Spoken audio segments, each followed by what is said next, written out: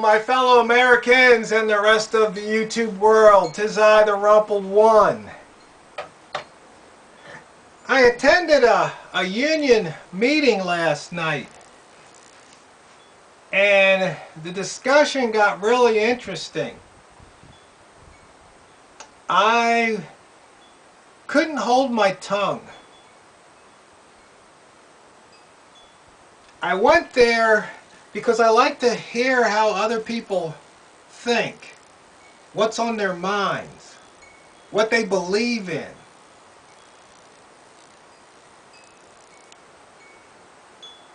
And somehow the topic got around the minimum wage, living wage. You know, the rich corporations. Walmart was singled out. You see, Walmart came to town. They hired people at minimum wage. They only give them so many hours a week, so the people qualify for the Oregon Health Plan and food stamps. And they're saying, you know, Walmart's got all this money and they're not paying any taxes here. They're not doing anything. And, you know, they're just getting richer off of us. So I listened, shaking my head, going, you know, and then they just kept going on, and finally I had to raise my hand. And I said, you know, it's an interesting point you bring up.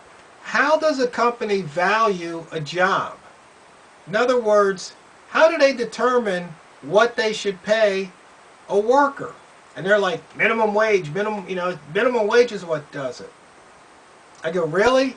That's how employers determine what a certain job is, gets paid? Because see, here on the southwest coast of Oregon, if you look in the Help Wanted section of the paper, if you go online, you'll see most of the employers will pay somewhere between $10 to $13 an hour for jobs such as office manager. Now, an office manager is expected to run the office, maybe pay bills, maybe do some payroll, know computers, know how to write, schedule. I mean, all these skills, and they usually want somebody with experience. 13 bucks an hour. That's $26,000 a year. And so I was wondering, when did the disconnect happen between pay and the skills? Because they go, well, they're just hiring for minimum wage. I go, well, you know, I don't think a business that's looking for an office manager is going to hire some kid out of high school to be the office manager. They want somebody with experience. I could be wrong, but I don't think so. Not in this case.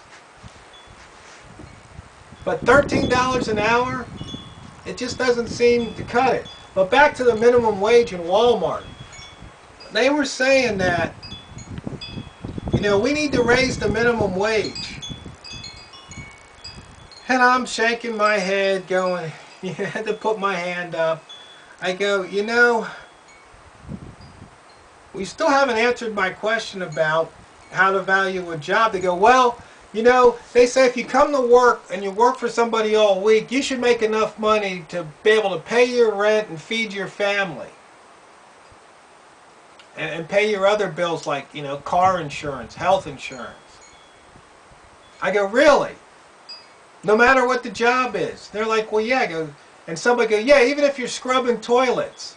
I go, really? How much do you think you should pay somebody to scrub toilet? And this other woman raised her hand and says, enough that, you know, they can feed their family and pay their rent and they can live on it. I go, really? That's interesting.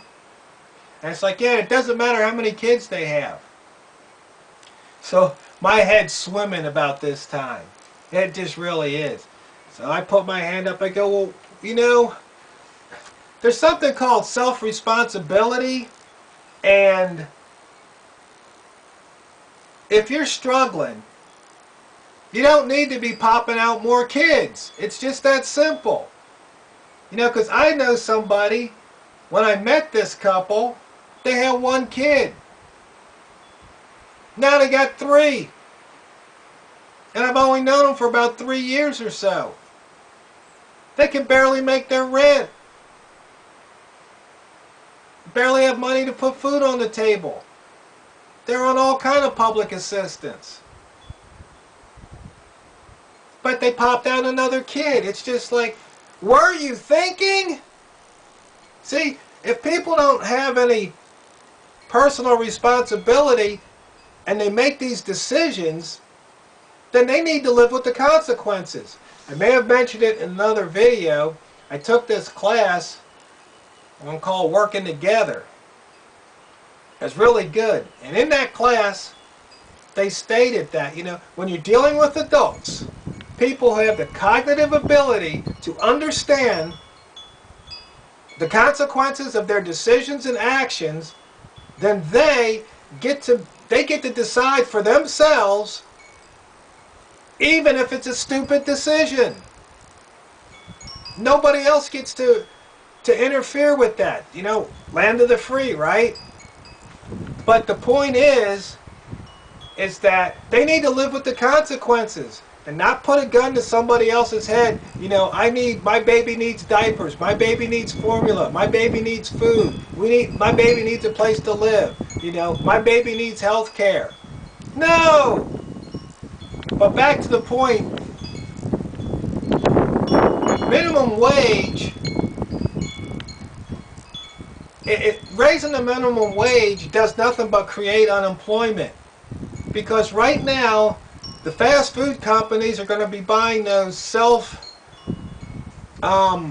checkouts.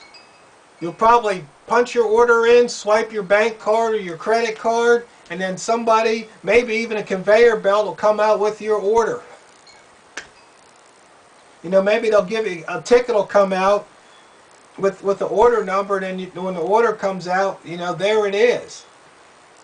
So they're going to probably, knock out about, most of these places probably have maybe 6 cashiers, to cover, maybe 8 to cover the morning, the day shift and the night shift.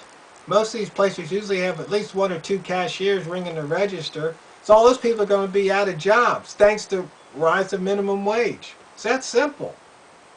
You see, I tried to explain to these people, you don't create jobs. You identify a market. You create a product for that market.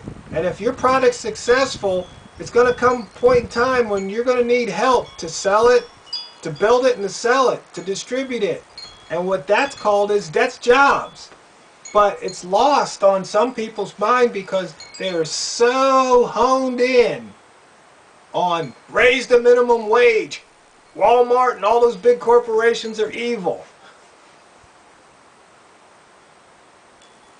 I said, besides, the way it really needs to work is that when you go to work for a company, it should be profit sharing. You should get paid for performance. So if you come into work and you do, X number of units of work, then you should get paid for X number of units of work. Where if somebody else only does, Y, well, they get paid for Y. So if X is greater than Y, then you should get paid more money. It doesn't matter if seniority or anything, because see, that's one thing unions are big on. Because, see, unions have their place. If there's some real employer abuses, that's when you need a union. Otherwise, you don't need a union. Because then they become their own gang. And the people that work for the union, they get the fat salaries. And union has no business working in government. Government should be civil service, not unionized. But the point is that, this minimum wage, no, we don't need to raise it. We need to abolish it. You see, that comes from Robert Ringer's Restoring the American Dream. I was going to read from this book, but then I already had the pages marked. I think if you look at my old videos, you'll probably maybe under book reviews, you can hear me read it there. But anyway, you see, that's just one of those topics that they can use to divide us. You know, evil corporations versus the little guy. No, it's the government making laws and enforcing laws that really work against we the people. And until you wake up and smell the tyranny, things aren't going to change.